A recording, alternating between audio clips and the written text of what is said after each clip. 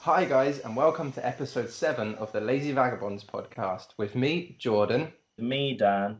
And this week, well, I'm not really going to be doing too much talking on this For one once. because we're going to be discussing Jordan's time in Australia whilst I was over in Southeast Asia with Manny, who we had on the last podcast, and another few of our friends. So I'm going to just let Jordan jump in right here and he can tell you his solo story. I'll do some talking for once. Right, so I suppose should we just dive straight in? Yeah, so I guess from when I left the farm, we can go. Yeah, so here's what happened, right? We were at the farm and in Mildura, obviously, and I had no money. And Dan wanted to go to this festival because he had to go back to England to do some shit with his card Bank because he fucked card. his card. Yeah, you fucked your card up or something.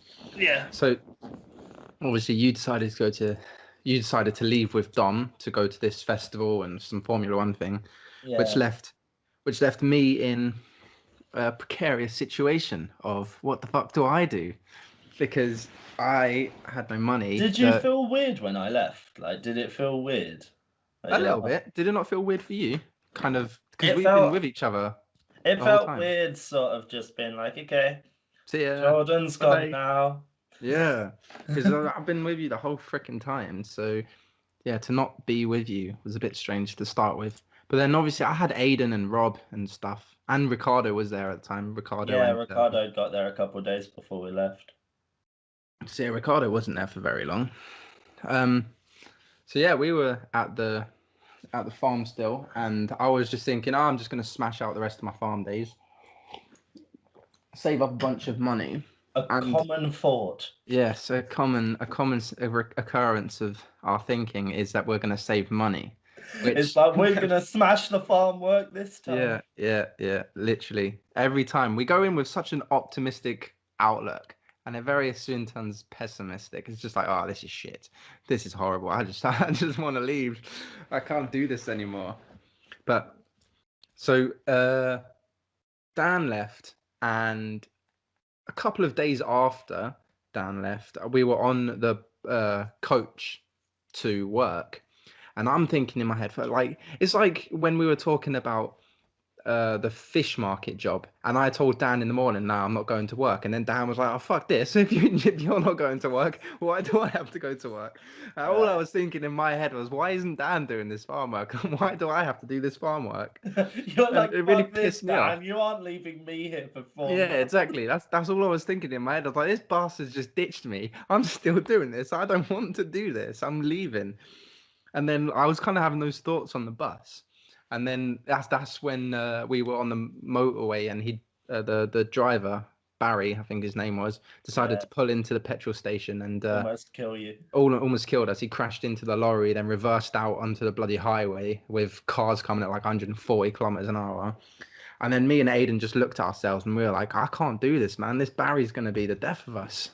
Yeah. So we finished that day's work, and me and Aiden just kind of sat down together and we're like, all right, we seriously need to discuss what we want to do here.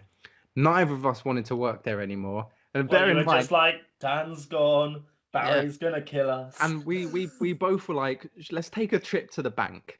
Let's see how much money we've got, and let's realistically have a look at where we can go and look for a job. And we were just like, and then someone was saying to us about how you can do construction work in Adelaide for you can do you can do construction work in Adelaide for your days. And me and Aiden were just thinking, sick, let's do that. Let's go there. So we went to the bank, and I had, I think, about $800 at this point. And I'm thinking, oh yeah, I'm gonna get paid next week, and I'm gonna get another $400 for fucking 90 hours work, which is sick. And so I'm just thinking, let's screw it. So we went to the shop, and we both bought a crate of beer each, and thought, we're gonna sit down, we're gonna drink this, and we're gonna decide what we're doing. This is exactly as like this is the same as in Melbourne when me and Yeah. you sat with the bottle of wine and Hmm. we're I just think, ringing places.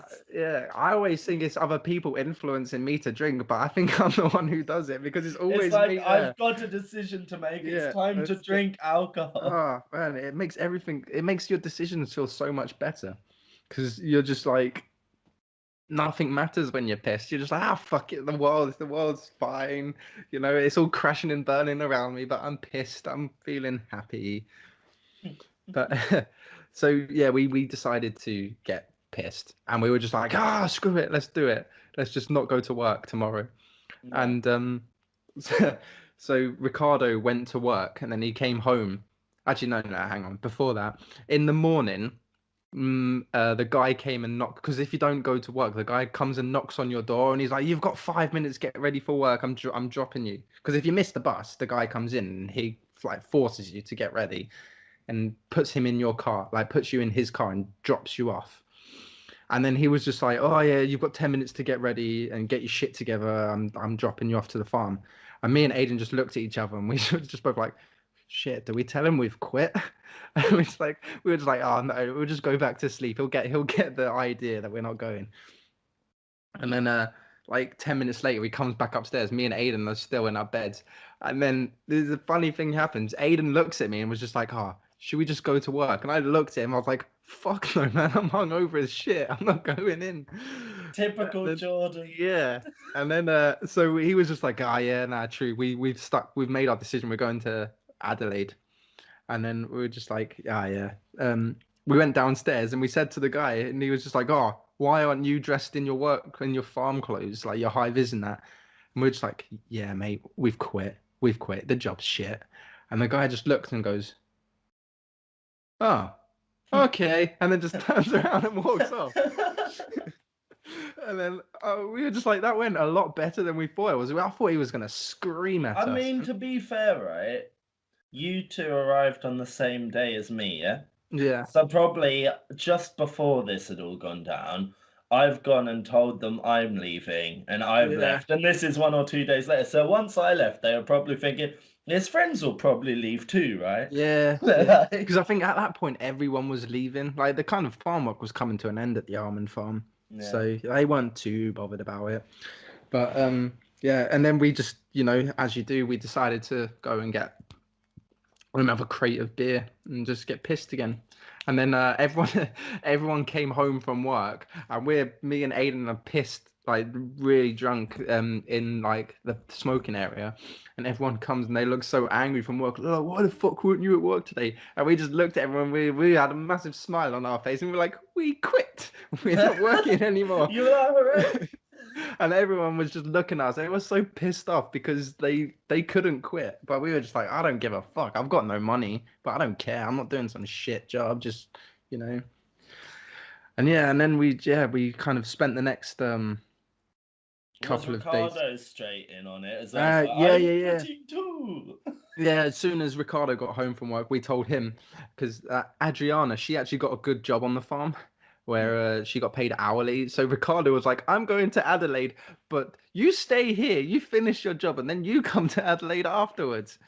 And so me, Ricardo, and Aiden all booked our bus tickets to go to Adelaide.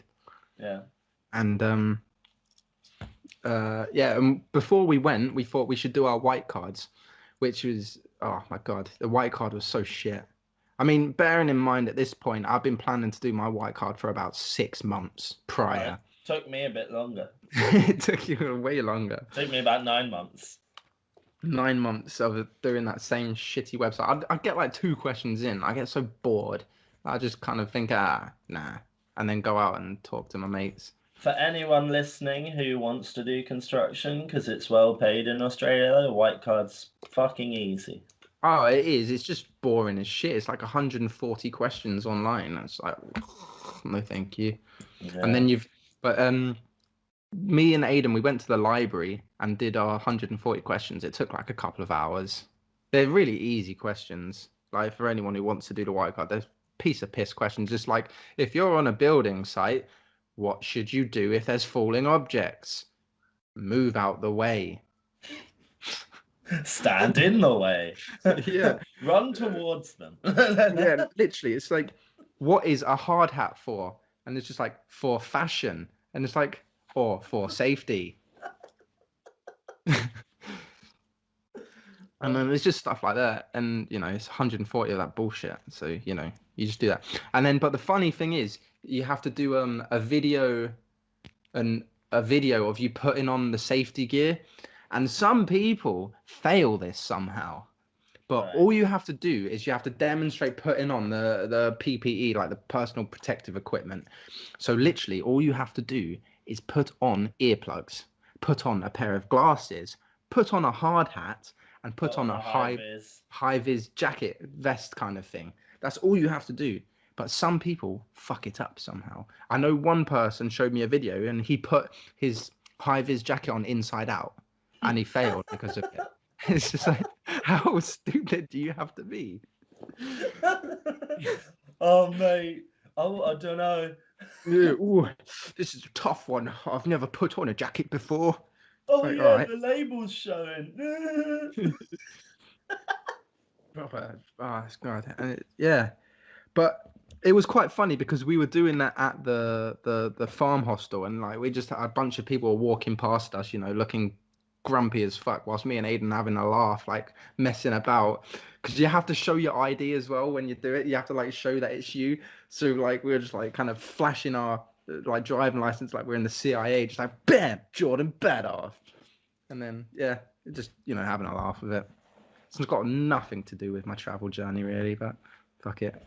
Um, so yeah, we got our white cards, and then we are all set. We are like, all right, time to make our way to Adelaide.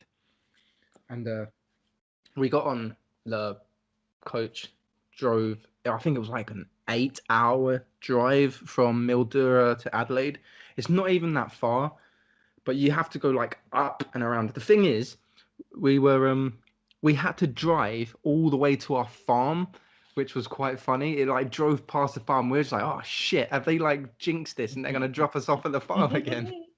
As we were just thinking, no, we're never gonna make it away from this place. Imagine Barry was just driving your Oh my god, bus. imagine I just get on and it's like, all right, Barry. So what are you doing? Adelaide. You're just like Adelaide today, is it bad? Please don't kill me on the way. Yeah, but yeah, we get on, and then we have our little stop offs, and we got stopped off in this really weird abandoned place, and there was just like I think I remember we got dropped off, and they're like, oh, you've got like half an hour to go get yourself some food or something, and it was proper like a proper Western place. I don't remember what the name of it was, but it was like old country Western, and then me Or like and saloon bar yeah, shop yeah, and yeah, yeah. shit. There was one proper like saloony bar kind of place, and then they had a bakery next door to it. And then we walked around the corner. And I kid you not, there was some dude sitting out there, sitting on like a chair, playing the freaking banjo. And we were just we were like, what the fuck? And then like we were just like, can we get some food in here? And then he just like, yeah, kind of really one of those kind of old croaky voices, and it was like, yeah, go in and get yourself some sandwiches or something. I was like, oh, cheers, old dude. That was a fantastic accent, my friend. Thank you. I can't do his accent. He had like a really croaky Australian old person's voice. Yeah. But yeah, so we did all that and then kind of got on the bus. And then we went to Adelaide and we had nowhere booked. We had no accommodation or anything booked. It was all very winged last minute. And we got to Adelaide and we booked into this place. Well, no, we went around to like 5 or something hostels, kind of looking at them. We had like a map with all these different hostels on, and we were kind of going around checking out which one's the cheapest, looking at all of the living arrangements, which I suggest if you go into a new place, you should do. Don't just take a hostel at face value. Go and have a look at some around before you Yeah. before you book into one long term as well. Like just book a couple of days in one first if you're not sure about it. Because man, hostels they really fuck you up sometimes. See, What? I was gonna say, I remember one of the funnier things that happened Well, there were two things during this period, right? The first was I left, obviously, and you're just like, yeah, no, I'm gonna stay and do my days. Hmm. And then for anyone listening, so I got back to Melbourne and I was hanging out with all of our friends like 2 days later at the park. And I just get one of them just comes to me and says, "Oh, I've just had a message off Ricardo saying Jordan and Aiden have quit the farm." And I'm just sat there 2 days later, like, what the fuck has happened? Like, Yeah, shit went down, mate. Shit got crazy. and then like at the same time, before I went back to the UK to do all that stuff, I went on a road trip to the Grampians with Leon and a few other friends, and two girls were with us on that road trip called Marina and Julia.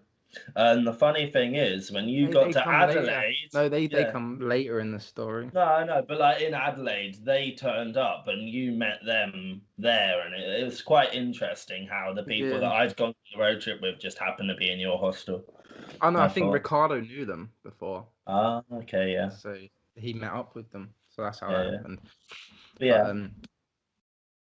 But yeah, yeah. So God, I'm off track now. Yeah, we got into Adelaide, nowhere booked, and we were like, ah, shit, what do we do? And literally every hostel was booked up. So we're thinking, fuck, like we had nowhere to stay. And then luckily we found this really kind of dodgy looking hostel called Shakespeare's or something, and like the reviews on it were so bad. But yeah, yeah, so but we just went there and we just booked into it. It was actually a really nice hostel. Like the rooms were massive, and like there's not really much to say about the Shakespeare hostel, to be honest. But we met. There was just a lot of old people there. There was no real young people there. It was more of like a Was it a similar vibe to not people, but age and stuff like to Hostel plus Collingwood? yeah. But like it was just a lot of working people, I guess. But it was like a lot of homeless people as well. I think were living there. Yeah. Like there was just loads of. There was no young people there. So it was So, but there exactly was like actually yeah. But there was some really nice, like the people in our room were really nice. There was some French dude who was always drinking wine, and his lips were always purple. So it was yeah. quite funny seeing him. It just looked like he was wearing lipstick all the time. Mm. It was proper French as well. He was always eating cheese and always had a glass of wine with him, and he was always Yeah. just kind of wandering around a bit pissed. Yeah. Uh, yeah, and then there was this little Vietnamese guy, I think he was. Really nice dude, really, really cool dude. He was just kind of working all the time. And whenever he'd come home from work, he'd just want to chill out with us. So he was Yeah. nice. We got him drunk one night because he was tiny. He must have been only like 5'2", really like quite slim as well. Yeah. But yeah, we all like bought a kind of crate of beer and we were just talking to him, got him to drink some with us, and he got shit faced after like a couple of beers, Yeah. and I felt quite bad for him, so we kind of put him to bed. Mm. But yeah, um, yeah, like I said, Shakespeare's was okay, and we were like, oh yeah, we're gonna get a job after a couple of days. You know, we're gonna try really hard to get a job.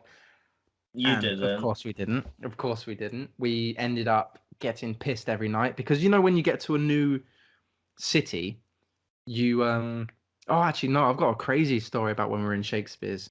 Um but one sec, yeah, but when you get to a new city, you just kind of want to experience the nightlife and go out all the time. Yeah. And there was this one night, this is the story. There was this one night, there was a German guy, quite young, like 19 years old, and he was like nuts, man. And he came up to us and he was like, "Oh, I really like kind of climbing buildings and cranes at night and kind of having a look at the city skylines and stuff." So it was me, Ricardo, and Aiden, and we were just walking down the street with him, and he just sees this like old. No, it wasn't. Sorry, it was a building that's getting built, and he's just like, "Oh yeah, let's go, let's go climb to the top of the building, but we've got to be careful with the CCTV cameras." And he's talking like he's done this loads. He's like, "Right, so you want to be careful with like the CCTV cameras. You want to be careful of people on patrol. Make sure they don't see you and Right. stuff." And like you want to avoid all the lights. And I'm just like, okay. So we climb over this building, and we're inside of it, like new construction. and then we're kind of climbing up the car park area, and then all of a sudden the lights in the car park turn on, and this German dude, he just fucking bolts it past. He's like, "Fucking run, run!" So I just shit my pants. I just legged it and sprinted over the fence. He was like, I was like, "What the hell happened?" And then he's just saying like, "Oh, there was like a bunch of lights turned on and there was cameras in there and everything. We would have definitely been caught." So I just ran, and then my heart is pounding because I thought we were gonna get caught by like security or something. And he was like, "Oh, that was fun, bros, wasn't it, bros?" I was like, "Oh my god, no, that was not fun. I was so scared." And then like 10 minutes later, he was like, "Oh, I think we should try again. We can do it this time. There's stairs. I saw stairs." And so me and Aiden, we're quite like a bit. We've had a few to drink, so we had like balls of steel at that point. So we're like, "Yeah, let's do it again." So we decided to climb up this building, and we find the stairs and we climb all the way to the top of the stairs, and we're kind of looking out, and we're thinking it was nice. It was just a view of the city. It wasn't nothing special. Yeah. It wasn't like the view in Melbourne when we went to the top of the apartment. But Yeah. so we're going back down the stairs, and all of a sudden we start hearing voices, and we're like, "Fuck, the security's here, man. They've found us." We looked out the window, and there was a woman on the balcony, and she was on the phone. She was like pointing at us, and she was on the phone. So we're like, "Shit, she's called like the police and stuff. We're about to get caught and like fined." And then we're climbing down the stairs, and we heard these voices coming up the stairs, and me and Aiden are just looking at ourselves. We're proper bricking it, and this German guy's like, "Bros, it'll be okay. Let's just hide." And then it's like, "If they come, as long as they don't catch you, nothing can happen. As soon as you're off the property, nothing can happen. Just make sure you get off the property."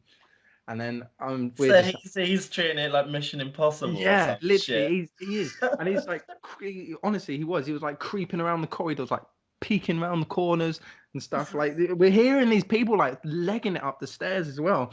So at this point, me and Aiden, we just bolted it into this room and hid behind the door, and we're both sitting there shitting our pants. And then the guy comes in the room, and he hides behind a table. Like like you got like the kitchens and like where like the oven or like the fridge is gonna be. He was kind of hid under the counter there. Okay, yeah. And we hear these people, and they're on our floor now, and they're wandering around the corridors on our floor. And like, honestly, man, my heart, I thought was gonna explode. And then he's just like, "Oh, I'm gonna go have a look, see if they're gone." And then he puts his head around the corner, and then he starts shouting at these people, like, "Oh!" And then these guys, like these two people, like shit themselves, and they start screaming and then running, and then uh, the German guy's like, "It's okay, guys, come out." We come out, and it's two other people who decided to do the same thing as us and All like right. climb the building. And we were all just kind of standing there, like out of breath, hearts pounding, just looking at each other like, "Man, you scared the crap out of me." I honestly thought we were gonna get in trouble with the police. I thought we were gonna get taken to prison. And the other guys were like just saying the same thing. And after that, man, we were just like, "Ah, fuck it, let's get out of this building. This is too risky, man." So all of us decided to kind of get out, jump out, and then we ended up we ended up going out with the other two guys that were climbing the building with us, and it was like a kind of bonding experience over this, almost getting in loads of trouble for going on private property and Yeah, climbing up the man. building. It's sort of it reminds me a little bit of when I went back to Melbourne after Asia, and I told you about the empty, like the abandoned silo building. Yeah, Yeah, so when we climbed that, we all sort of took a thing up there with music and we put it into a traffic cone so the music was louder. yeah, And then the weird thing was it's pitch black all the way up, so we used phone light. And then the bit where we came out onto the top of the silo and was overhanging, so there was another side on the other side. But the weird thing, so when you get to the top, there's like a door on this side that we came out of. mm-hmm. But then there's a door on the other side that's exactly in the same position. And we were kind of messed up at the time. So I remember I was listening to music and I was looking back and I got freaked the fuck out and shat myself because I was looking and like the door on the other side was open. And like I didn't even comprehend at this point that there was a door on the other side. I just saw emptiness to the other side. And then suddenly the door just slams shut because of the wind. And I was just like, "Wah!" Right. And we thought someone was on the roof like fucking with us. We're like, oh no, and then we hid. Yeah. Because when you're doing something really sneaky and you feel like, oh my God, like anything happens and it's like multiplied by 10, you're just like, your heart is going so fast. It's like we're being naughty. Yeah, it is. It's like, I'm being so bad. Yeah, that's probably the only kind of crazy thing that happened whilst I was in that Shakespeare. But then we found one of, do you remember Sean's Asian friend? Oh God, what was his name? Asian Sean. Yeah, Asian Sean. Yeah, Sean. Yeah, Asian Sean. Sean's Asian friend, Asian Sean. Yeah, yeah. He he told us about, What the fuck? he told us about this hostel called Blue Gala. So we were like, ah, fuck it, we'll go check it out. And it was so cheap, man. It was $140. Bearing in mind every other hostel was like $200 a week. This place was $140, and they had like a bar balcony where I would end up spending probably about 80% of my time in. Me and Aiden actually spent about 80% of our Adelaide time at this bar. And 80% of your money? Yeah, about that. So yeah, we because we were running out of money with no job, because I should probably talk about that actually. It's in Adelaide, they, with your white card anyway, they don't accept online white cards because they say that anyone could do it for you. There's not really proof that you are competent at doing a construction job. So if you want to do your construction work in Adelaide, anywhere actually, anywhere in fact, if you want to do construction work, go to a class course instead of doing it online, because a lot of states, Victoria accepts it. I think it's South Australia. They don't really accept the online white cards.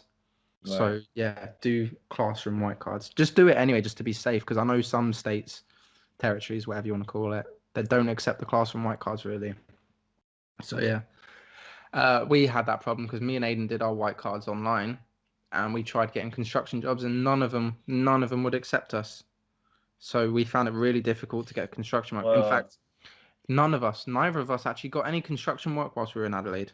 Jordan, Um, what? Jordan, we need to say the funny thing. What did you end up working as in Adelaide? Oh yeah, no, I'm getting onto that. I'm getting onto that. Because I did another job before that briefly. Um, hang on, where was I? Blah blah. Yeah, so we saw this Blue Gala place, and it was really cheap, and I was running out of money.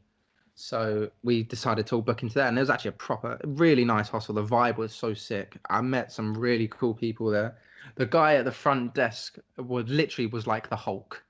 Like Yeah. he was massive, and really friendly though. And like you could do whatever you want. It wasn't very booked, so you had like a whole room to yourself.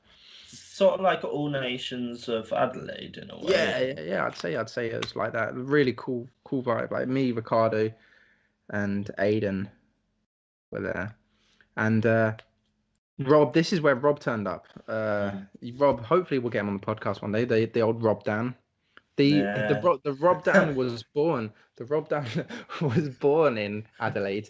Yeah. Uh, We'll tell Funny that story. story. Yeah. I'll get onto that story in a second, but just trying to remember what.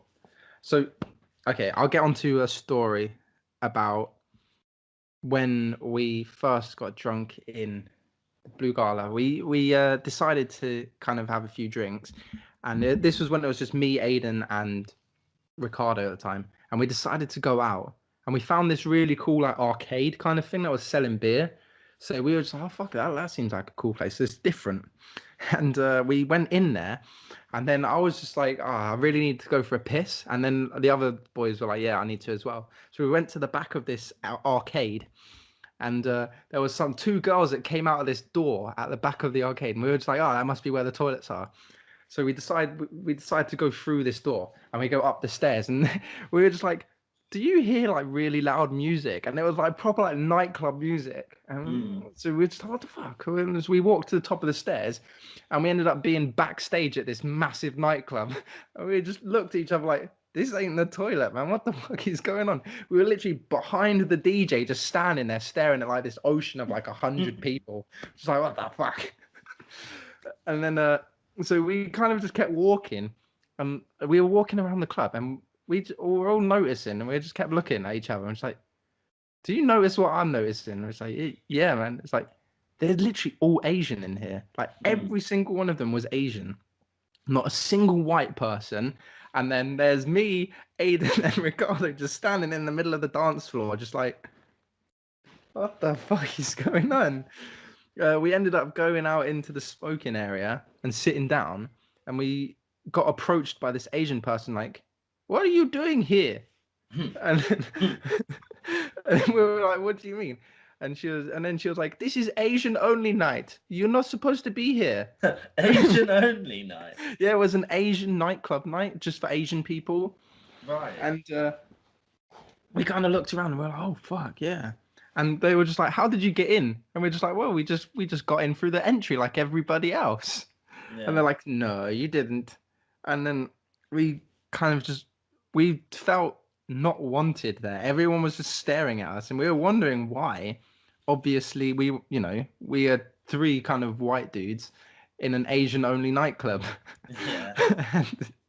And we kind of we walked around. We actually had fun. We got a few drinks there, and we kind of just chilled out. Ended up like having some dances with some Asian people, which was really fun. And then we were just like, yeah, we should probably leave, to be honest, because this is really awkward. Everyone's just staring at us. Yeah.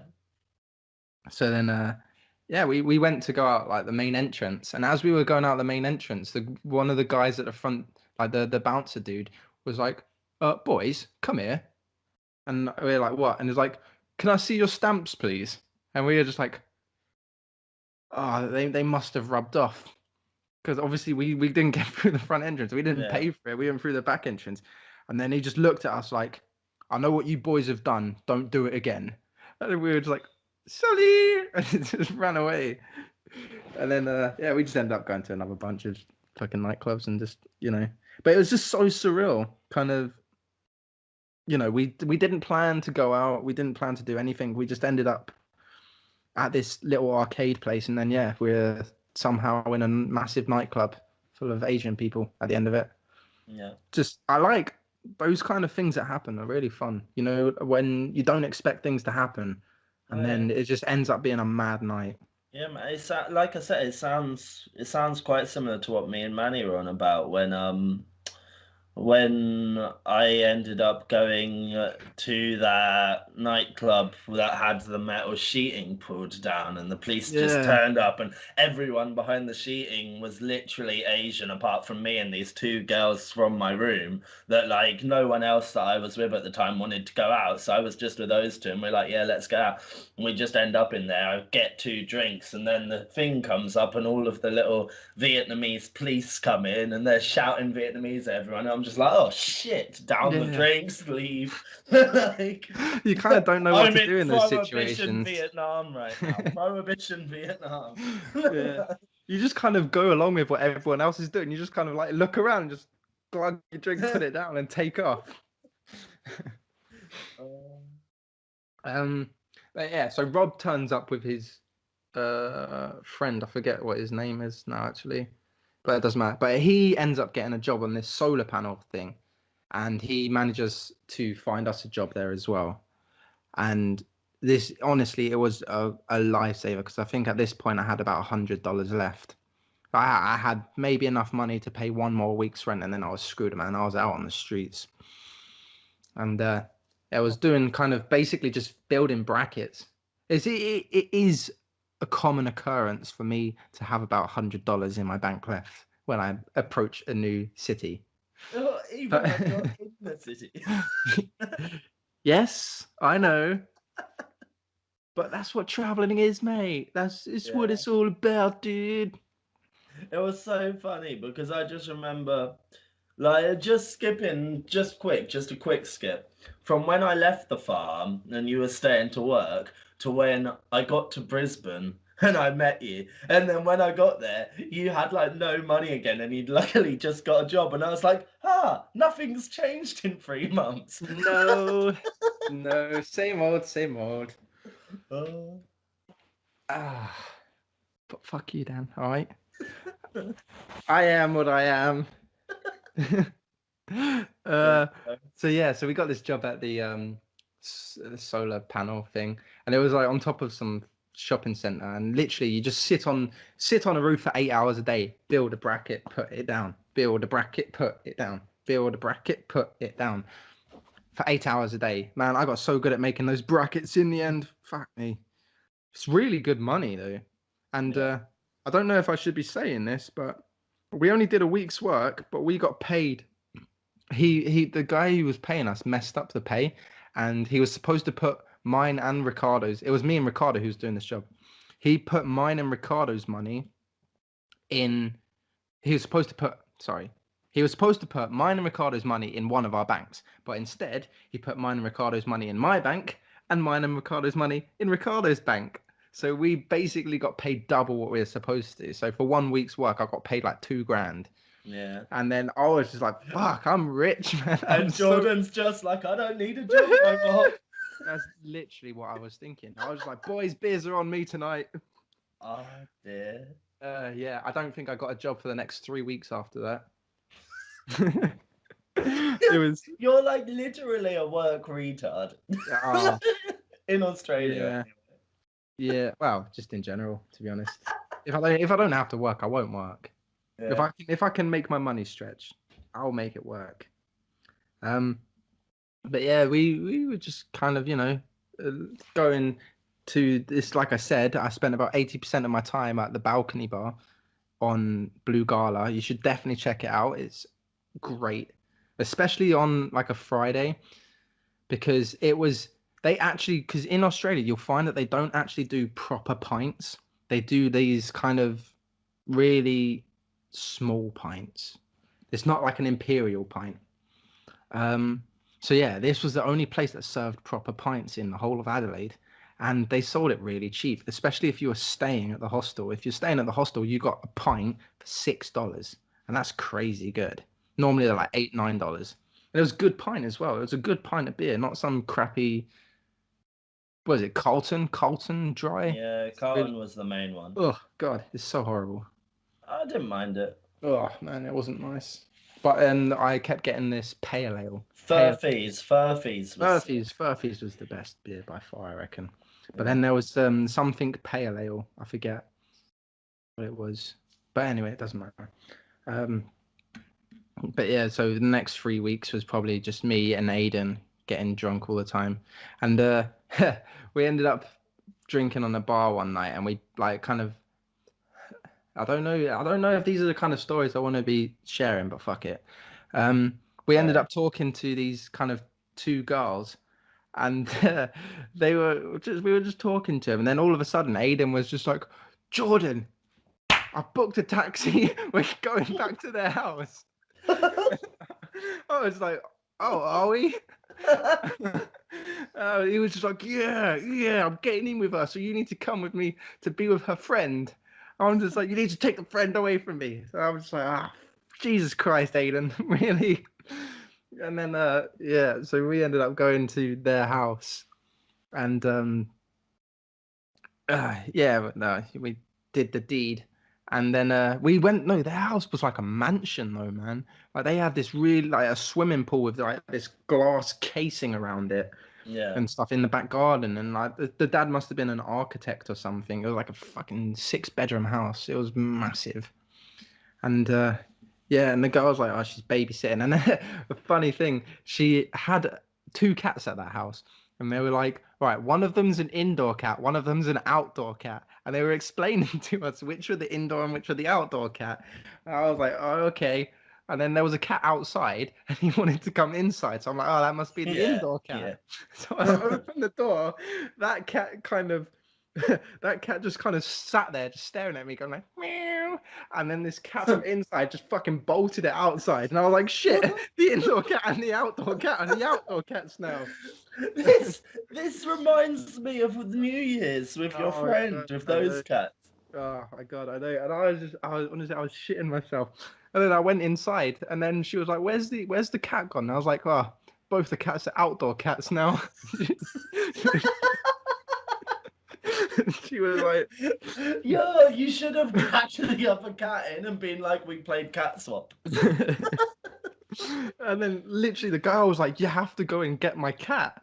So, oh man, it was pissing down with rain outside, and I was outside just going Did like, you go cat hunting? "Yes, I went cat hunting, mate." And then, luckily, because it was like proper raining outside, the cat was under the car, so it What? wasn't hard to find it because it was an indoor How? cat. I don't think the cat knew what rain was, Wait, mate. wait. Ignoring all of this shit, right? Yeah, I'm thinking about you have an indoor cat and an outdoor I cat. don't know why they had How one. the hell do you convince? No. How do you convince one of the cats to never the fuck come inside, but it I knows that don't that's know. its main house that it stands outside of, right? And No, then you've got a second cat that's not allowed that. Was there like one that you didn't like when it was younger? You're like, oi, you outside, you're staying inside. do you know, I was so drunk. Well, I wasn't that drunk, but I was drunk enough where she could have said anything to me and I would have just accepted it, Dan, okay? She could have told me fucking anything and I would have been like, all right. You've got to go get my inside tiger. Yeah. And Yeah. no, because like I said, like the cat was just underneath the car. So it was a quick find. It wasn't too long to find it, but it was just annoying because I came back inside and I was soaked.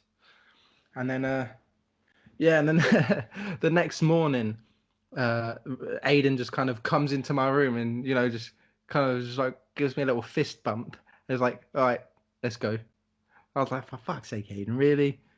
And then yeah, so then we just went back to our store. That was just like a little side story. I just thought it was quite funny how we were Yeah. just drinking. We were just drinking on the bar because that's how a lot of the nights started in Adelaide. We'd just be drinking on the balcony bar, and then we'd end up um, just off on an adventure.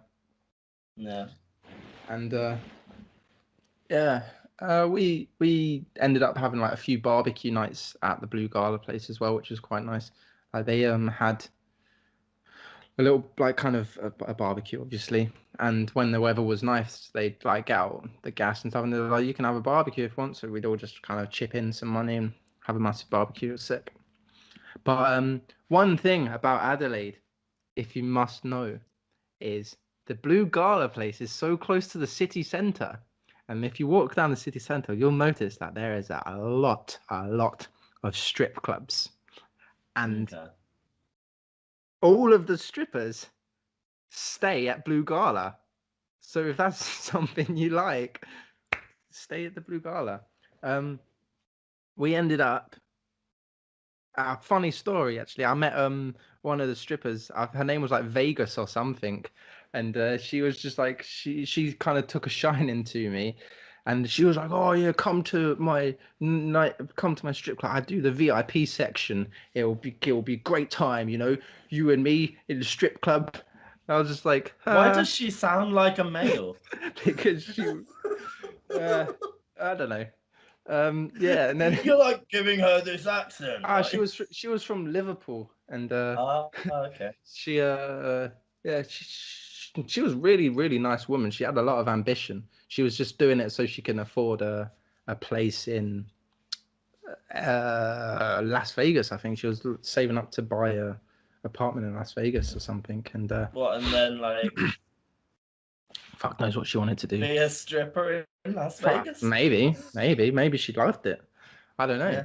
But she was like, yeah, she works in the VIP. From what I hear, you make so much money if you do work Oh as a my stripper. god, Like, you make it's ridiculous amounts. ridiculous.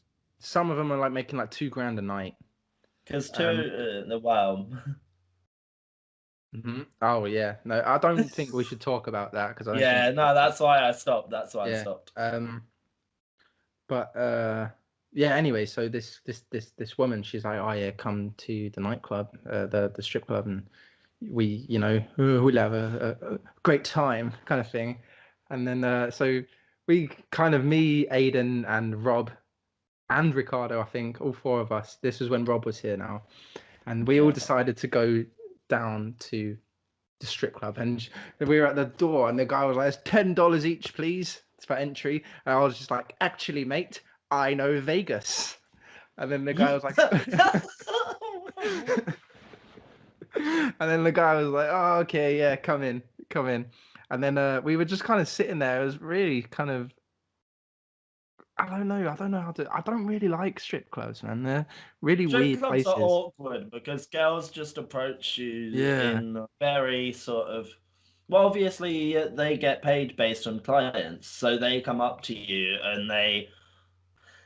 It's like fake flirting, but it's very obvious. yeah. But the Like, thing is, they barely approach the young guys because they know the young guys are just in there to basically look and see get a some couple of boobs. drinks.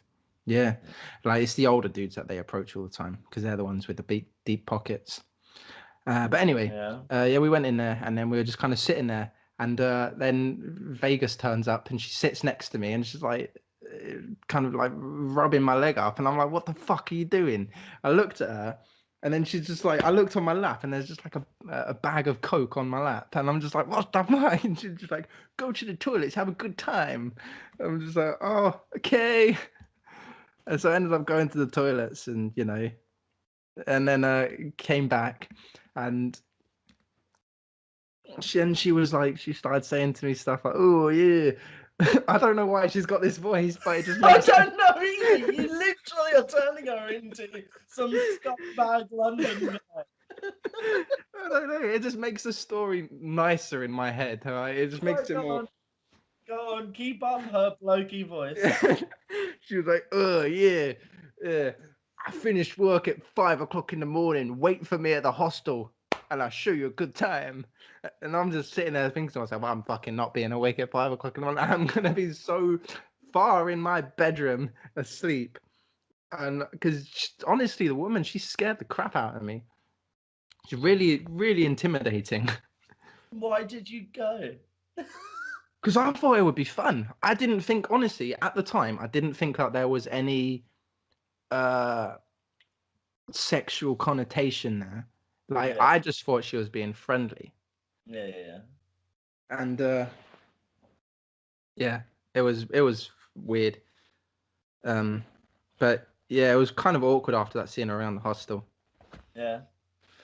But there was, like I said, man, it was Right. just that was just like I said, that was just a kind of side story. And then, honestly, a lot of Adelaide was just sitting around drinking at the hostel bar, and then just going and doing some weird shit. There's loads of things that I should probably talk about other than that. Yeah, I was gonna say it sounds just like Melbourne, just random crap Yeah, always yeah, happening all pretty the much. time. Because that's, to be honest, for me anyway, that's a lot of what the traveling was for me. I mean, I yeah, think granted, that's what traveling is for a lot of yeah, people, right? like, It's all of the weird little things that happen that just wouldn't happen back in your hometown. yeah, like, granted, I didn't do all of these kind of experiences that I should have, like, doing the Great Barrier Reef and the Whit Sundays and that, which I probably should have. And people probably want to hear about that kind of stuff as well. But I'm just trying to give it from a real point of view of, what kind of actually goes down when you're traveling. Most of the Um, time, you do just have days where, like, that kind of shit happens. You'll just be drinking with your mates, and then mad crap happens. But were you going to say something? yeah, all I was gonna say is can we pause so I can piss? Yeah, sure, if you want. Yeah, cool. I might make a cup of tea as well, quickly. Yeah, I'm gonna All go right, make a cool. tea. All right, reconvene in 5.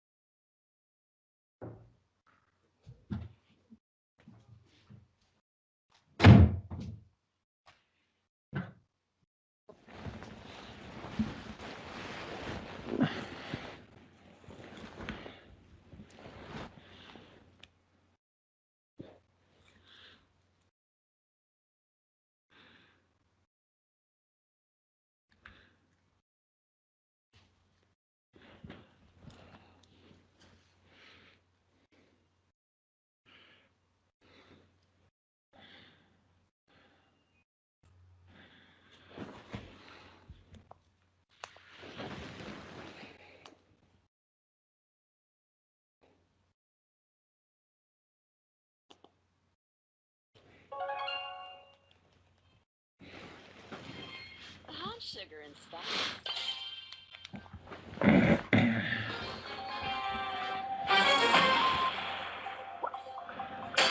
This ain't my first rodeo.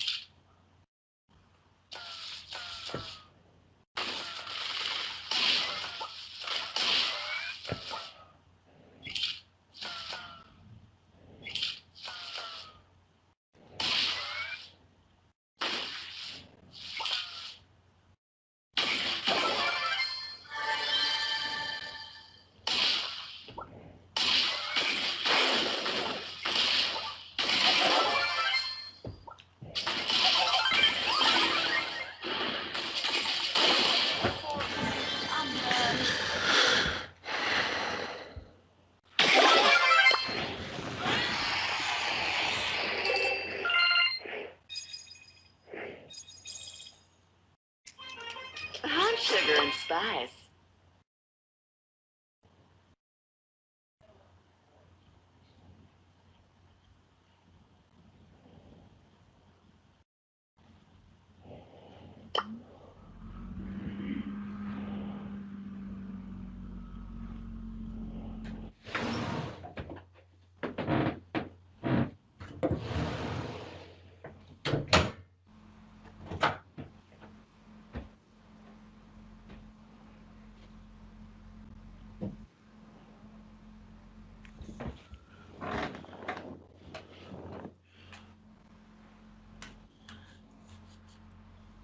Yo.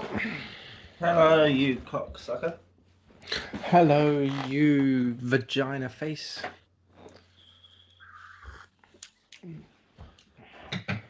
Yeah, Are we ready to continue? yeah. Forget where we were, to be honest. You pretty much just wrapped up Adelaide, more or less. I believe, because you said, Oh, no. How would I say? you're basically saying how most of your time in Adelaide was just stories like that. Yeah, but I still need to talk about the fish market. But yeah, so like I was saying, basically most of Adelaide was just kind of spending time at the hostel and then going around and kind of, going to the nightclubs and spending time doing that. I'm just trying to think if we actually if there are any beaches in Adelaide. I don't think we ever went to a beach in Adelaide. I don't know if there was any. I I don't mean, know. it seems like it would be landlocked, actually, because you think where Melbourne is and you think where that is, and Adelaide's Adelaide? up in the middle bit. No, because you do the Great Ocean Road to get to Adelaide. So Adelaide must be by a beach somewhere, but I don't think I ever really did. No, Adelaide was up from Melbourne, like there. No, because you went along the Great Ocean Road to get to Adelaide, didn't you? I don't know. But anyway, I don't think I ever went to a beach in Adelaide. If there is any beaches, there probably isn't. There might be, though. Who knows? Oh no, there definitely is, and you did go. I Why? remember Explain. Anna believing that you and Helen saw each other there. And Oh, being a yeah! Of course yeah. there was a beach in frickin' Adelaide. That's where we met the two German girls. We spent a lot of time at the beach. What am I talking about? My goodness gracious me. So, yeah, we went to the beach. When Dan was saying earlier in the podcast, there was the two German girls. Help. Marina and Julia. You should Um, remember Julia's name, mate. uh, yeah, I should remember Julia's name, really. But yeah, Marina and Julia, we met at the beach, and I also saw Helen there. But yeah, she was with her boyfriend now, I think. I don't know. Yeah, I saw her at the beach, and I was pointing her out. I was like, "Hey, look, Ricardo, look who it is." And he was like, "Bro, go over there and speak to her." I was like, "Fuck, no, I am not going over there and speaking to her." Do you know how awkward that would be? Yeah. Yeah, I mean, I don't mind. I don't mind Helen. Like, I got nothing against her. But bit. Just there's no reason to talk to her, Dan. There was no reason to talk to her. All right. Yeah. If you were in that situation, would you have gone to talk to her? If that was a girl, she was with her boyfriend now. No. Exactly. Like, what would be? I would go over to her and say, "Hello, goodbye, nice Right. to meet you." So yeah, there was no reason. But anyway, so yeah, we went to the beach quite a lot in Adelaide. It was fun. That's where we met. Yeah, them. And it was quite funny as well because Ricardo kept getting really annoyed at Marina and Julia because they kept speaking in German, and Ricardo was just like, "It's so rude. It's so rude to speak in German when you're around like people who don't speak it because they don't understand." Oh, Like, mate. all they were doing was speaking German the whole time. My road trip to the Grampians was fucking ridiculous for that. Yeah, I can Because imagine. those two were there. And then you had Lucy and Leon and Omar and Valdi, and all six of them were German. And then there was me. So, past a Yeah, point, it was basically full on German conversation of me sat around just staring like, huh? Huh? yeah. Huh? I bet you were just kind of just staring out the window half the time, just like, I'm fuck. just like, every so often, I was like, Yeah, English. yeah. And like, everyone would look at me and be like, oh, yeah. Nine, nine. But yeah. No, it was like I said, Adelaide was fun, man. I really enjoyed Adelaide. I had a great time. And although I didn't do much in Adelaide, I had a really great time because it was just where me and Aiden and Rob kind of cemented our threesome friendship, I suppose. That's where we kind of really got quite close, and because we just spent all the time with each other, just kind of getting drunk, hanging out, doing shit together. Rob got his car in Adelaide as well, so we were just kind of going off and doing a bunch of different things in his car. Rob in his car was so Robin, funny yeah. sometimes. Rob, when he'd get annoyed in his car and he'd just punch his steering wheel. Like, And then, do you remember, yeah. Do you remember when we were driving to the beach on the East Coast, and he punched his wheel, and the little horn just went toot. Yeah. That was quite funny. He tried to stay angry, but he couldn't help but laugh about it either. Yeah. It's like, boom, boom, toot. Anyway. Yeah. But yeah, funny story is, about how our fish market shenanigans went in Melbourne. I decided that one time in a fish market wasn't enough. So this is how desperate I got for work, right? I eventually plucked up the courage, I guess, to go down to the market with my CV, and I went to all the fish markets, and I was like, "Yeah, mate, got loads of experience in a fish market. I know all the fish. I was working in one of the biggest fish markets in Melbourne. Blah blah blah." And the guy was looking at my CV and was like, "Oh yes, oh fantastic." And then he's like, "Oh."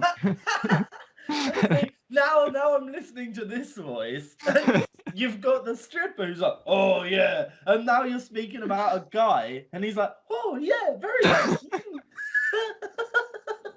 You sure you're not mixing up your accents, bro? Possibly. It was all a blur in Adelaide, mate.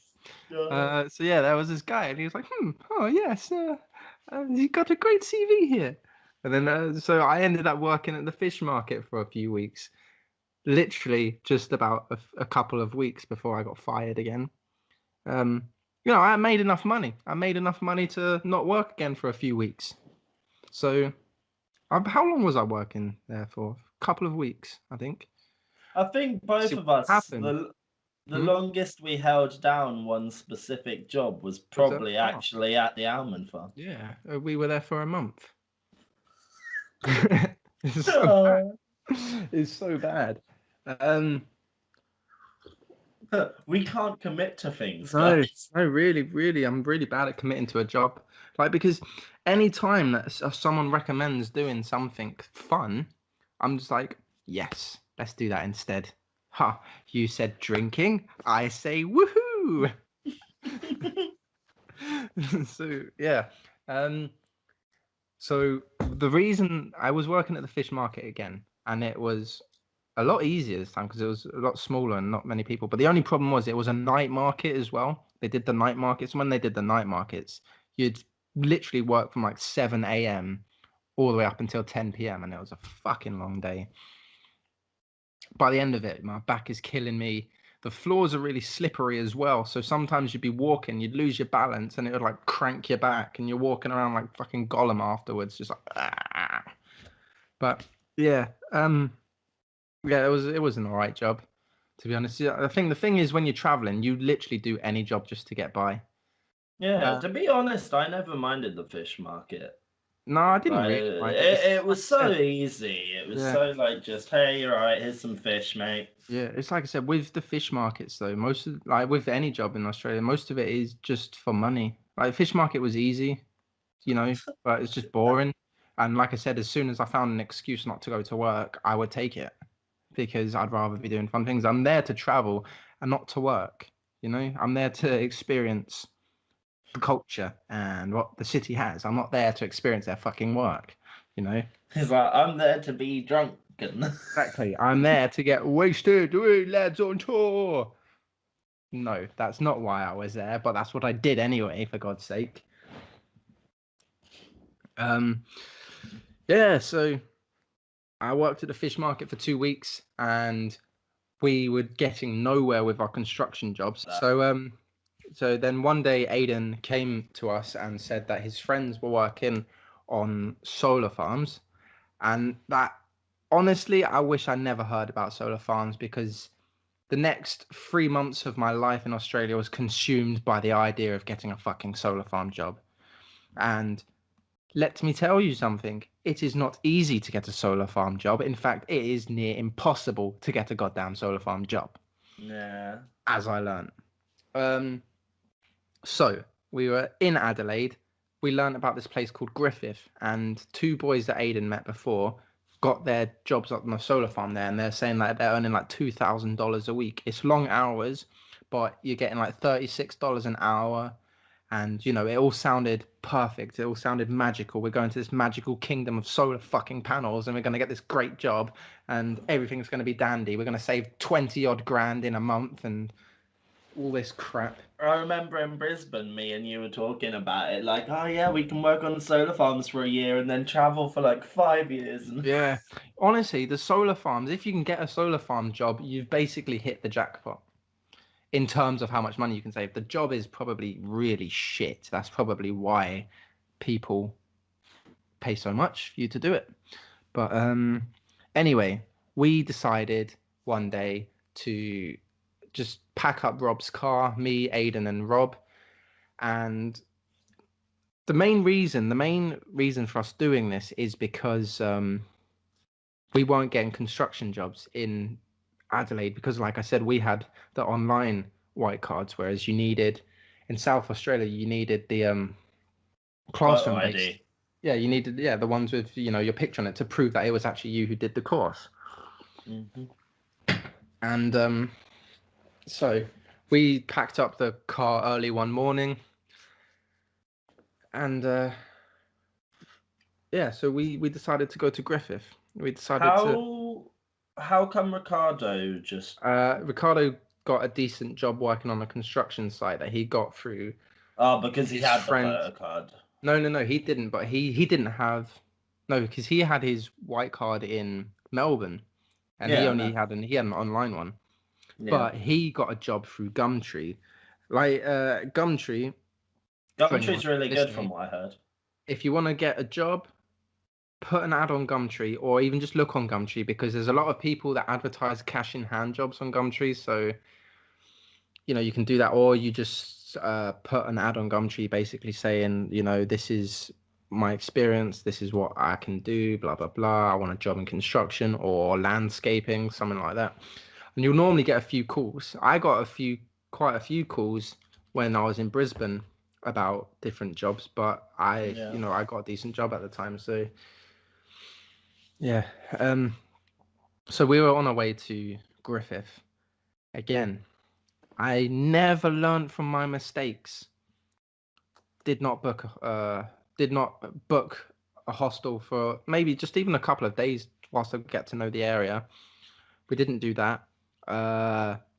Fact is, we had no plans of getting this solar farm job. We just thought we'll rock up, we'll put our CV out there. There'll just be a solar farm, like, and they'll just basically just be a bunch of people just welcoming us with open arms. The fucking rainbows will be there. We'll be like merrily jumping across the street. Solar farm, just we're wandering into our lovely solar farm jobs, getting paid a fortune. It was the complete opposite of that. My goodness. We got to Griffith. We struggled so bad to get a hostel. We got like the last couple of spaces in this hostel. I forget the name of it, but honestly, unless you've got a job in Griffith, do not go there. Griffith is an absolute dump.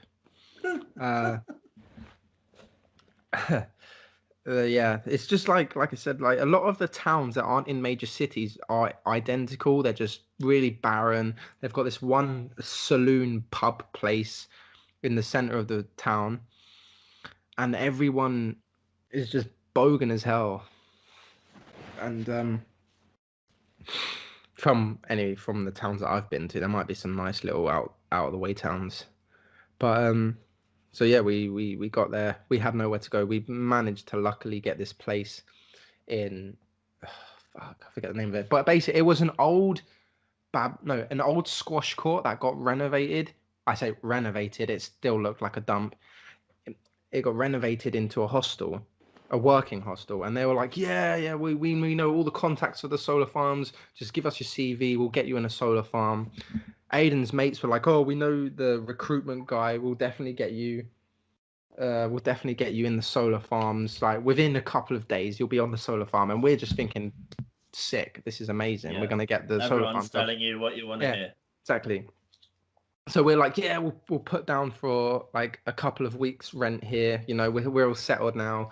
You know, we're gonna earn loads of money. Blah blah blah blah blah. 2 weeks later, nothing. No job. No nothing. Which I'm once again struggling on money, and I'm stuck in this Griffith place now because I don't even have enough money to get to our original destination, which was Brisbane, because they would accept your online white card in Brisbane for construction jobs. So then, yeah, I'm panicking now. We went to all the recruitment agencies, and luckily I managed to get a job doing just labouring work on a construction site, which was probably my favourite job in Australia, believe it or not, in this Griffith place. Just because the guy that owned, like the construction supervisor on site, was honestly the nicest guy ever. I would just go to work in the morning, 8 o'clock in the morning, 7 o'clock in the morning, sit down for about an hour, just drinking coffee with him, talking to him about England because he loved England. He loved like the Chelsea Flower Show and stuff in England. Says that he goes there every year. Well, yeah, he kind of, I don't know, he kind of took me under his wing, and there was no work there. Originally, the work was only meant to last for 1 or 2 days on the site, but Yeah. eventually he was just finding me jobs to do, odd jobs like digging holes for um like windbreakers and stuff to protect from flooding and that, and from wind blowing shit around the work site and stuff. Like, he was just finding me random jobs to do just so I had a job, because I explained to him like, I'm really struggling for money, man. Like, I need like some work, and he was just like, don't worry, man, I'll look after you, I'll make sure you got a job. Honestly, one of the nicest dudes I've ever met in Australia. Yeah. And He kept you going. yeah, honestly, if it wasn't for him, like, I would have You'd probably have had been to have gone homeless home. in Griffith. I would have been homeless in Griffith. God damn it! I would have been homeless fucking everywhere in Australia. All right. I would have been homeless. Every place I went to in Australia, I was almost homeless. I was almost homeless in Melbourne until I got the job at the fish market. I was almost homeless in Adelaide until I got the job at the fish market. And actually, no, the job doing the solar panel thing. I was almost homeless in Griffith until this dude gave me the job. I was almost homeless in Brisbane until I got that Multiple night job. times. Multiple times. In Brisbane was probably the worst, man. Brisbane, I had $10 until I got paid that one time. I can honestly say, when we get to the episode discussing it, when we were in Brisbane, there was a good 20 of us all that were almost homeless all the Yeah. time.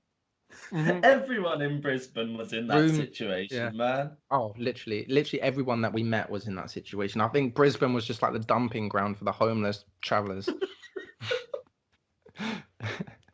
But hang on. Yeah, so yeah, this dude was honestly one nice dude. Really took care of me. Kind of.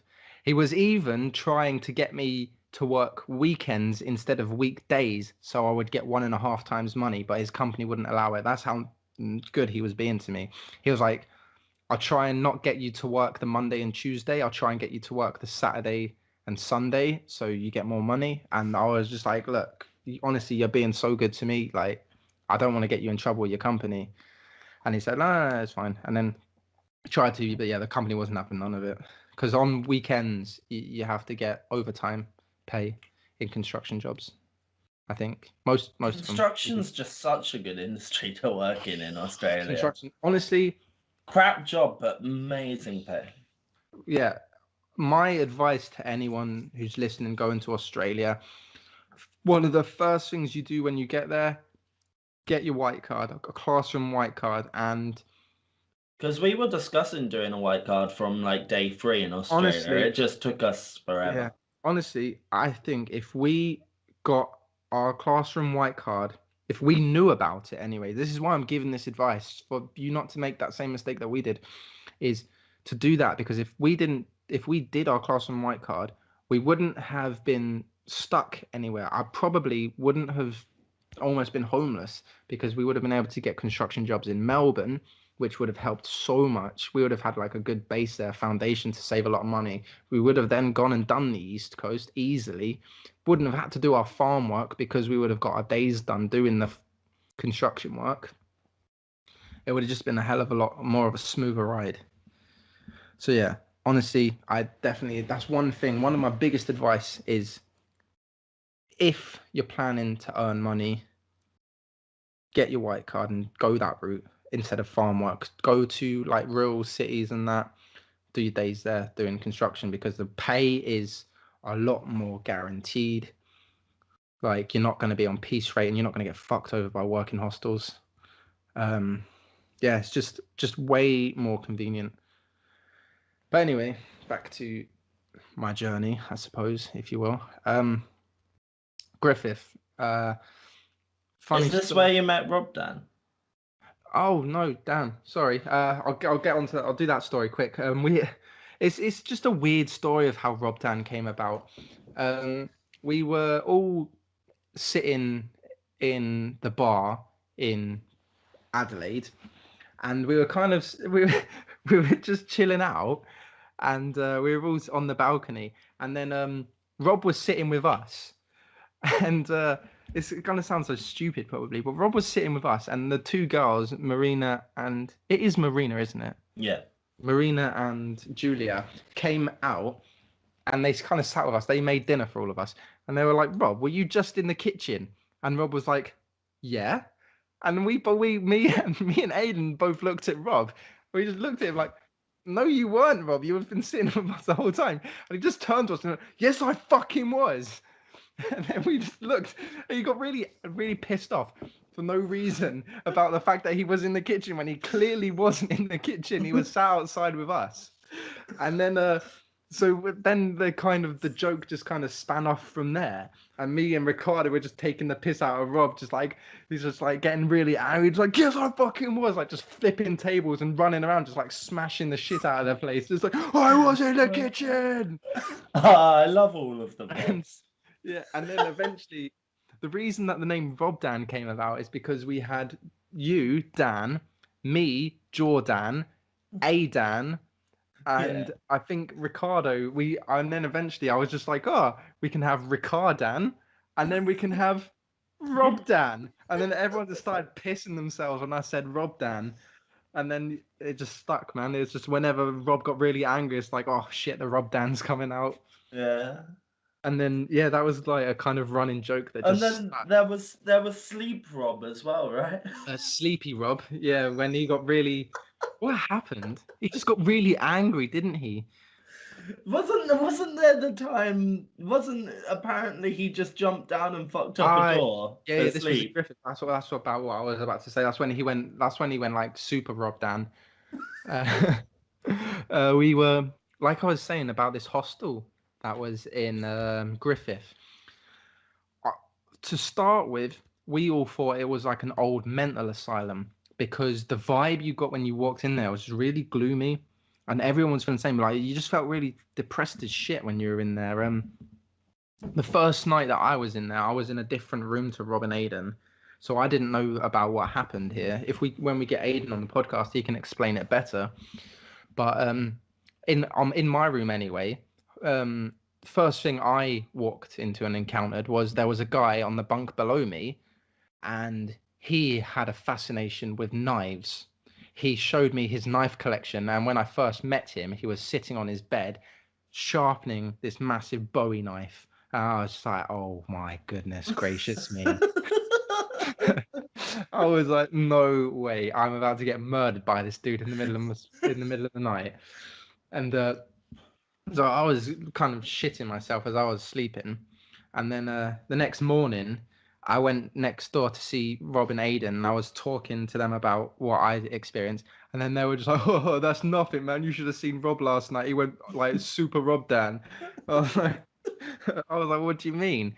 And it's like literally in the middle of the night, apparently, Rob just kind of woke out of his bed, just sat up, and then because the beds were so rickety, Aiden woke up to apparently the bed was like really kind of shaking everywhere. He said it was like an earthquake, and then all of a sudden he just saw Rob fly over out of the top bunk of the bed and just do like a superhero slam against the ground, and then apparently he just stand there staring at Aiden in Aiden's bed. Aiden was like he was getting ready to fight Rob because he looked really pissed off. Then apparently Rob he like kind of turned and faced towards the door and just bolted it out the door and just ran at the door and like head first slammed into the door. Just made a massive boom. Oh, I can't wait to have Rob on the podcast. Oh man, it'll be so funny. No, And then no. and then apparently like Aiden was saying that he was just beating the fuck out of the door, like punching it, kicking the door as hard as he could, trying to get out. So then Aiden was like, "Rob, are you okay?" And then in fact, he got out of bed and then like kind of opened the door for Rob so Rob could get out of the room. When the light hit Rob, he just woke up and then he was just like, "What the fuck? Where am I?" What? It's just a mad situation, man. I was gonna say, do you remember our room in Brisbane that time when Rob had fell asleep and he sat up and he was asking where the fuck his thing was and getting really wound up in his sleep? He was like, "No, where's my thing?" And I was just like, "Rob, the statue. Yeah, He's like, "Where's the statue? Where's the statue?" And we're like, "I don't know, Rob." He's Rob, like, "Stop fucking lying to me. Just tell me where my fucking statue is." We're like, "Rob, I don't know where your statue is." Yeah, it's like, "What statue?" And then eventually, like, "You have the statue, Rob." And then Yeah. like, "Oh," and then he laid down again. Yeah, because he was getting really angry as well. We He were was like, "Oh shit!" he was getting proper pissed off, and I was like, "Oh shit, here comes Ultimate Rob, Ultimate Rob, man." Ultimate Rob. Oh man, there's gonna be so many funny conversations if we get Rob on. Oh man, all of the different Rob Dans, all the different versions of Rob And Dans. about all of his jobs as well. Oh my god, him being like the ramp and. Yes. Anyway, yeah. I'd love to get Rob on. But yeah, blah blah blah. Griffith. There was another time as well. This is what made me think this place was really weird. I'll tell you why I think all this stuff happened in a minute. It's very superstitious and all kind of, ooh, ghosty. But there was another time a guy that we met, really nice guy actually. I'd love to get him on the podcast as well because he's done a lot of cool stuff. But a guy called Marty, he one night I woke up and he was kind of screaming in his bed, like proper screaming, like really scared. And then I woke up and I felt like all of the walls were like closing in on me. And like I was like getting trapped in my bed and I couldn't make it out of my bed. And I'm proper shitting myself because I'm getting super claustrophobic. And I'm just hearing Martin on the bed next to me like screaming. So then I get out of bed and I run over to his bed and I'm like, "Wake up, man, are you okay?" And then he wakes up, he just looks at me and he's like, "What are you doing?" I was just like, "Mate, you were just literally screaming." And then like this just all sounds like some fucking crazy little horror honestly, film that's been made. It was the worst hostel ever. Like I said, I don't recommend anyone stays there. You there was woke a lot Marty of up. Yeah, I woke Marty up, and then that was kind of it. He just went back to bed afterwards, and then we spoke about it in the morning. And he said like he was having this weird dream that he was like the bed on top of him was like falling on him, and he couldn't stop it, and he was just laying there waiting for it to like crush him. That's why he was screaming. And and then anyway, as when we were leaving, I found out that the mattresses for these beds were donated from a freaking mental asylum. Yeah. So they had some bad juju on them. Like I don't know what the hell. But I'm trying to think of any funny stories. Oh my god, yes. Rob, how would I forget about this? Another Rob story? Yes. When we were there, we went out the one night that we went out with everyone. This is where the ginger girl. No, yeah, rapey Rob. This is where rapey Rob came from. Guys, seriously, when we have him on, there's so many Robs for you to meet. My god, he's like the name is just a joke. He's not like there's nothing bad about this situation that happened. It's just a name that's funny to call him because he got pissed off about it, and it was always really funny to annoy Rob. So we went out one night, and then fuck it, I'll just tell the story. We went out, and then we came. Rob said that he literally did not speak a word to this girl. He said he doesn't remember speaking to this girl at all. And we get home from the nightclub. We're all kind of sitting there, and then the girl went to her bedroom, and apparently her going to her bedroom meant Rob should follow her into her bedroom. So I was wondering, where the fuck is Rob gone? And then and then apparently she walked into her room, so Rob thought it's a perfect opportunity to go in there and try and get laid.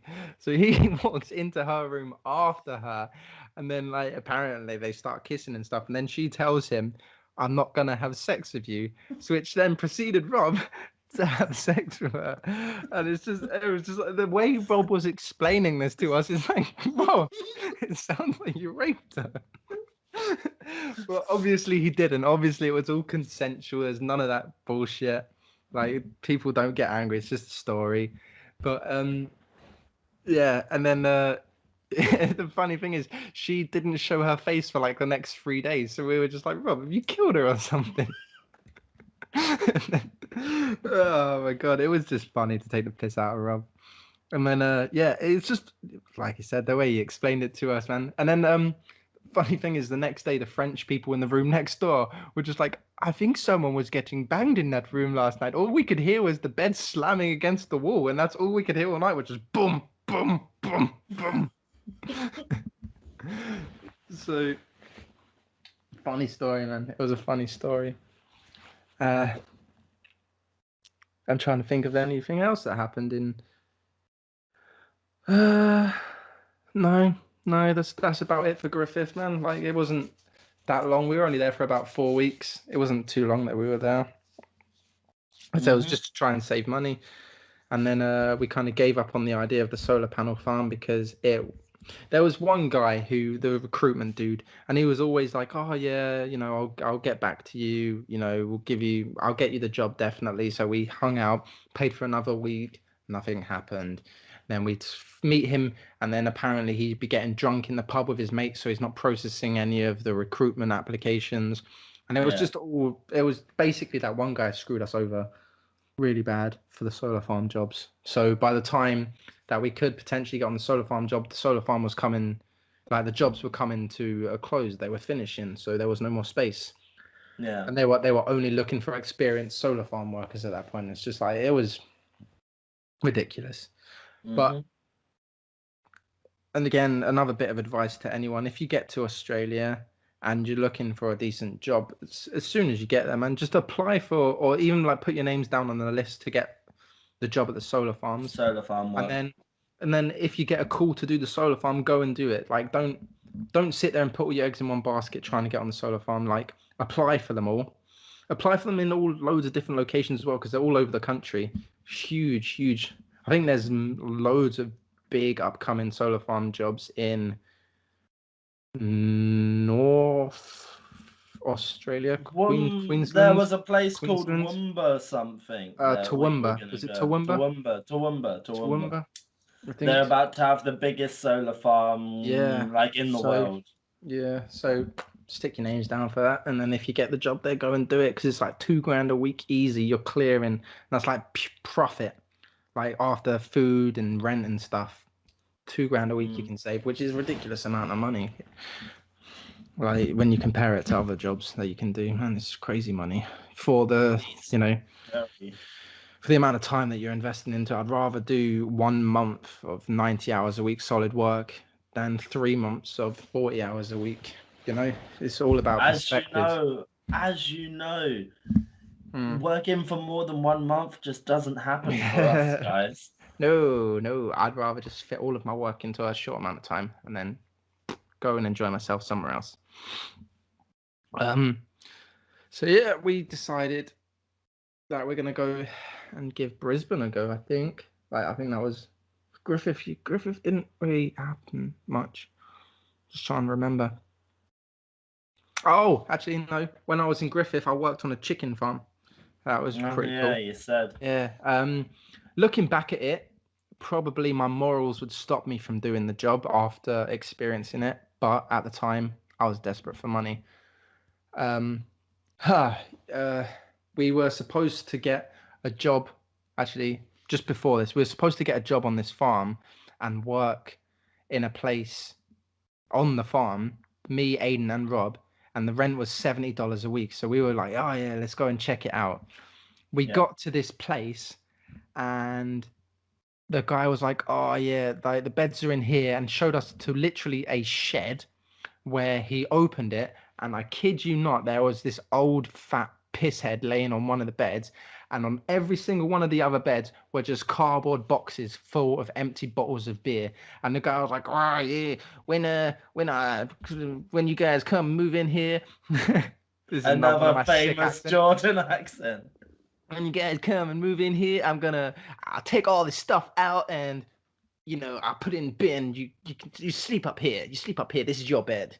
And it's like, no, that's not my bloody bed.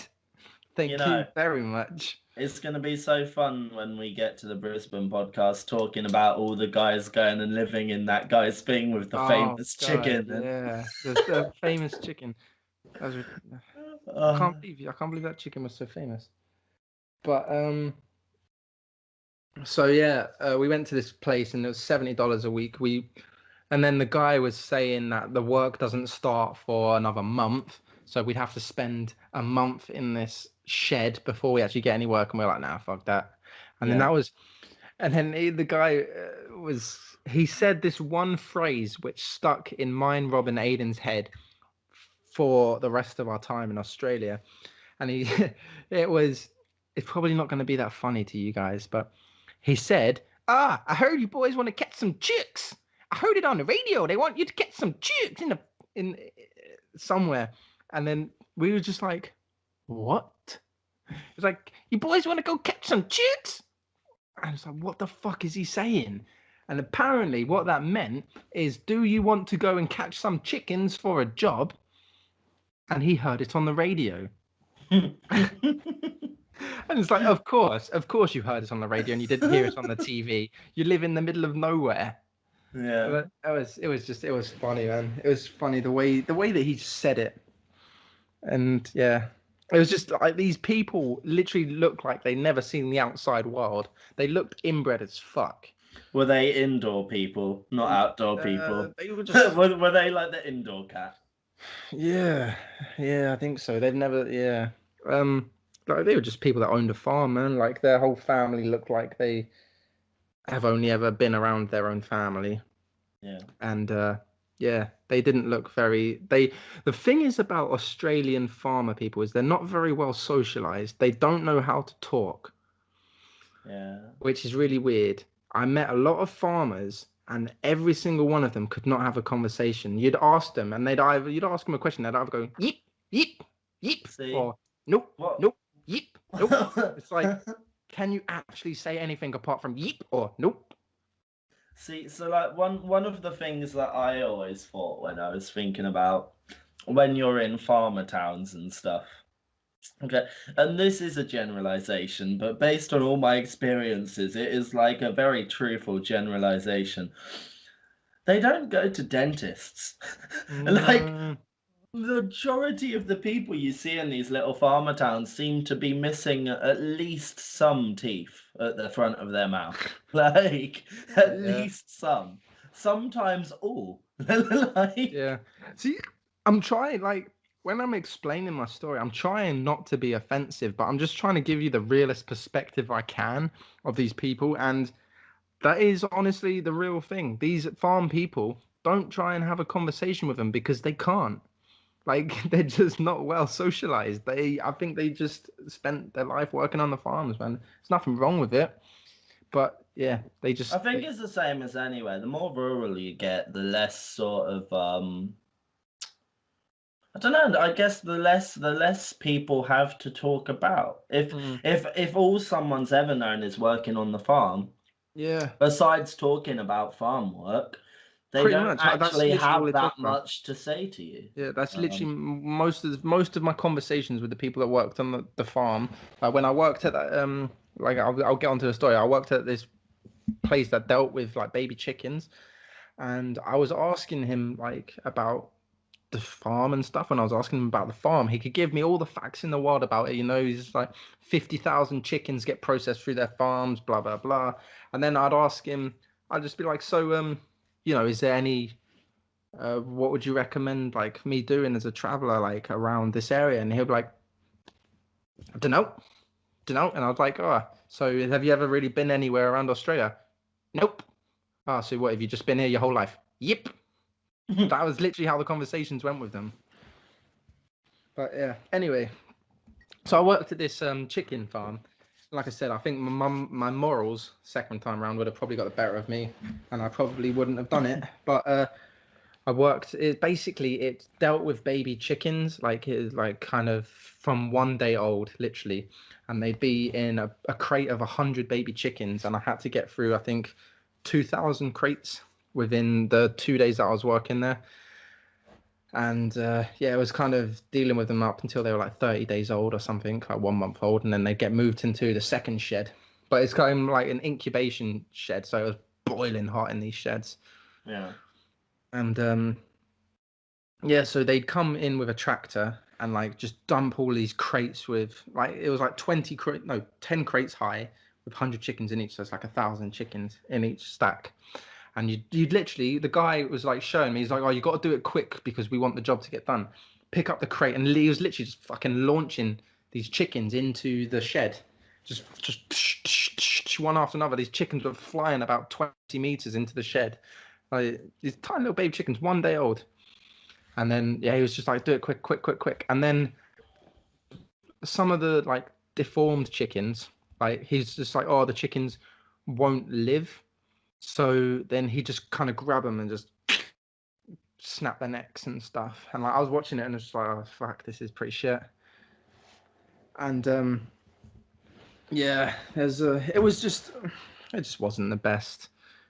The baby chickens were cute, and I wanted to try and save one, but then I was talking to the guy, and it was like, it was saying about there'd be no point of me trying to take one, as the chickens have been like genetically modified so that they grow quicker and more plump, and the fact like the rate that they grow at, the legs don't develop well enough, so by the time they're 30 what, days they like old, poison the chicken so that it can just be killed easier?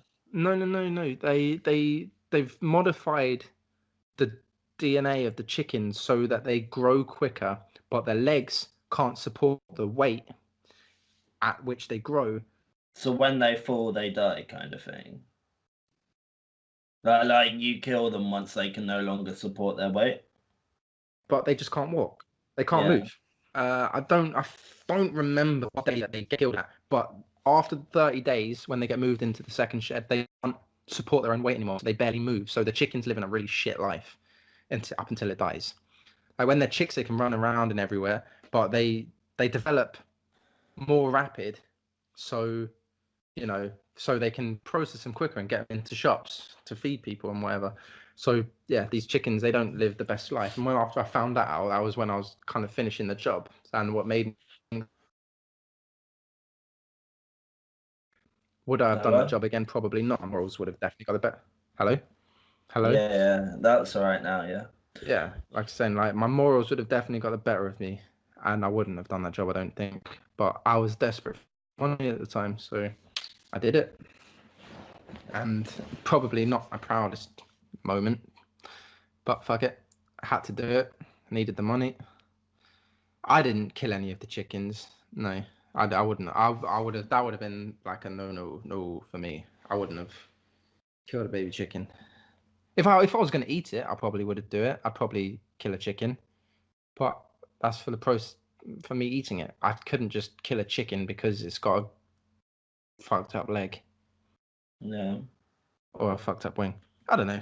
Anyway, so yeah, that was kind of the last job that I had in Griffith, and then we decided to set sail for Brisbane, so to speak. And yeah, we kind of went to go and I saved up enough money at this point. I saved a couple of $1,000, I think. I managed to get up to about $2,000 at this point. Once I went under $2,000, I never made it back over that mark again. That was it for me. Wow. Yeah. All right, I'm gonna have to cut that out. So, what, the sitting? Yeah, mate, it's so loud. So I'll just say that bit again.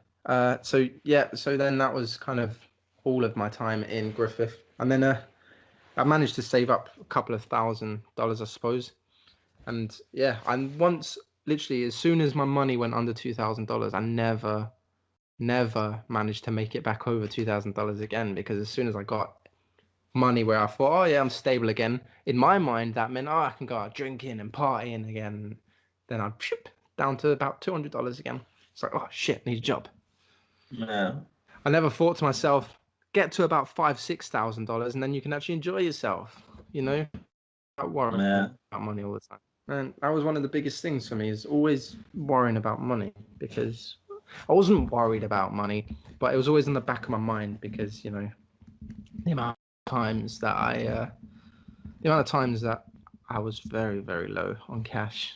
It's not even funny. Like, it's so many times. Literally Yeah. every city I got, there was one point where I was almost homeless. It's mad. And so yeah, we decided to go to Brisbane, and it was a 16-hour road trip from Griffith to Brisbane, man. It's like we barely crossed any of Australia. Griffith to Brisbane, it's not even that far. 16 hours it took. Unbelievable. We Yeah. I don't even think we crossed a state like a South Australia or a New South Wales. I don't even know where Brisbane You're is. already at Queensland. Queensland. Yeah, I think so. I think maybe we went from South Australia into Queensland from Griffith to Brisbane. I don't know. I don't know. But anyway, we were doing that, and then we were going to stop off at this place 8 hours into our road trip to sleep for the night, and we went to this YHA hostel, and they're meant to be quite nice. They're like quite expensive, at least like $30-40 a night, these In the YHA cities, hostels. definitely. Yeah, this one it was in some out of the way city, but it was still meant to be a city. But we went in there, we looked at it, and me, Aiden, and Rob just looked at it and we're like, should we just do the rest of the 8 hours? Because we're 8 hours into the 16-hour trip at this point. We're just like, I would rather just drive 8 hours than stay at this shithole. So yeah, we decided to do that. Yeah, we drove 16 hours in one day, man. It was long as shit. Rob's back was messed up for Robin is back. Rob was all back, man. Rob was all back. But his back was messed up for like the next week after that. Yeah, man. I just had really dead legs, really. Because I was just sat in the back, because Aiden and Rob were the only two that could drive, so they took the front seat and the passenger seat. I was just sat in the back drinking, like as you do. As apparently most of my Australia experience was just drinking. It's fine. It's fine. If you want to drink, drink. It's fine. But yeah, just got to Brisbane and went to Aiden, because Aiden really wanted to show us Brisbane, because that's where he spent a lot of his time before he met us in, fuck, I forget the name of the hostel now. But there's a big, if you've ever been to Brisbane, you know there's a big strip of hostels. Do you remember what the name of the hostel we were staying at was in Brisbane? We were there for long enough. We should remember the name of it. But it's a strip. There's like four or five Did it hostels. have blue in its name? City Backpackers. City Backpackers was the first one I stayed at.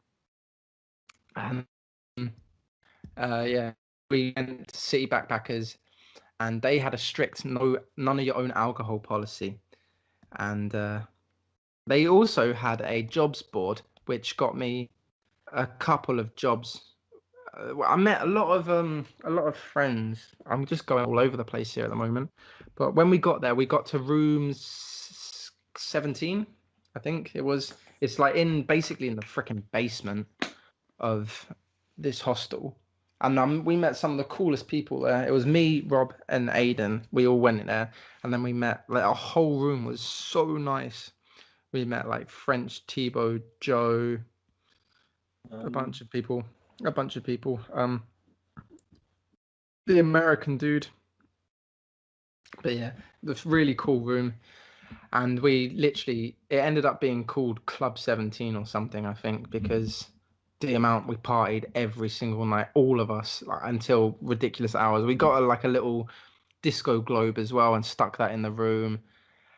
And there was this one time that we were partying in the room, and there was this massive dude who came into the room. Like literally looked like Arnold Schwarzenegger, and he wasn't staying at the hostel, and just came in with like a bottle of whiskey or something, and then like the managers of the hostel came down, were like, oh, you're not staying here, you're gonna have to evacuate the building or pay a $200 fine. And the guy just turned to him, like the big dude just turned to him, pulled out $200 out of his wallet and just chucked it on the floor and went, is that enough for you? And just turned around and then the owner of the hostel just looked at him. It was like the most badass thing ever, man. It was just like, did he actually just do that? And then the guy, the hostel owner, was just so kind of shocked. They just banged $200 straight on the floor. He just picked up the $200 and walked off with his tail between his legs. It was like, oh my God, I've never seen anything like that. That was so cool. But this is getting into Brisbane. yeah, should we stop it there and then we can talk about Brisbane as one whole thing? Because obviously I was in Brisbane a month before you. Should we do Brisbane? Well, that's the plan, right? Oh yeah, okay. Right, so fantastic. That's pretty much all of my story for up until Brisbane, where I met back up again with Dan. No, I hope it didn't bore you too much. Fucking hell. To be fair, like there's not much in the adventure way, but there's a lot of funny stories along there. Yeah, that's it. That's what most of it is, just funny stories. Jordan, you're being so loud messing with the microphone. Don't you understand what microphones do? Hang on, I'll put it back down.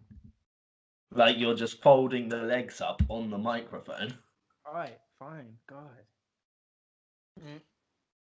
So yeah, anyway, a lot of my travels in Australia, there was not a lot of it was going to, national parks or going to landmarks.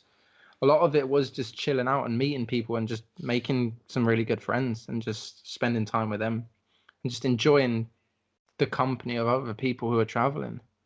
Yeah. I mean, probably a lot of it did have to do with lack of money and the fact that I was so bad at saving money, which, it was my first time traveling. I'm going to learn from it. That's the thing, I made the same mistake many times, but, what can you do? As long as I learn from it for next time we go traveling, that's all you can ask for, really. I wouldn't change anything that I did in Australia apart from probably getting the white card in Melbourne and doing construction there. But then I wouldn't have met Aiden and we wouldn't have met Rob. So, everything happens for a reason, man. You meet the people you're supposed to meet in life and you do the things you're supposed to do. Everywhere you are, you're meant to be. Yeah. Yeah, true. So yeah, I guess that's the end of the episode now. Yeah, next time, what is next episode is going to be with Lucy or Tom? Zod. Oh yeah. Zod's next episode. Yeah. Yeah. Right. So next episode will be that Zod dude. So am I doing the outro or? Yeah, if you want, I done the intro. Yeah. So, cheers, guys. I hope you enjoyed listening to me ramble about my misadventures. Not too adventurous, but adventurous in a sense. Some crazy things happen. I'll probably remember down the line some more stuff and stick it in there. Just on a little side note, this happened. But yeah, thank you very much for listening to me talk your ear off for the past 2 hours. And I hope you enjoyed it and I haven't put you off of coming back to our podcast again next time. Yeah. Just kidding. Yeah, but take care, guys, and we've